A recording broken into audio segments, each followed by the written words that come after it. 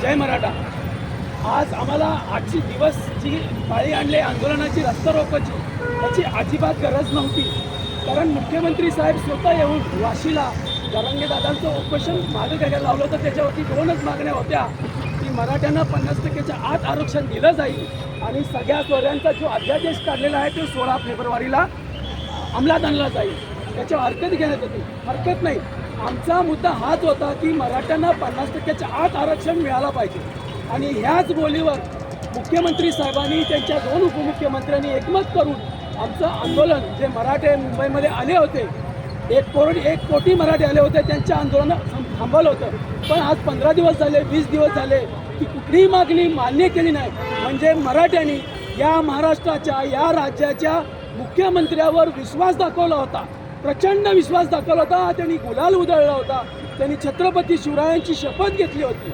एवढं सगळं करून मराठ्यांचा विश्वास असताना, छत्रपती शिवरायांची शपथ घेतली असताना आज आमच्या मराठ्यांचं, गरजवंत मराठ्यांचं मी म्हणेन स्पष्ट मत आहे की या देशाच्या, या महाराष्ट्राच्या राज्याच्या मुख्यमंत्र्यांनी मराठ्यांना शुद्ध फसवलं, मराठ्यांचा विश्वासघात केला, मराठ्यांच्या बरोबर गद्दारी केलेली आहे.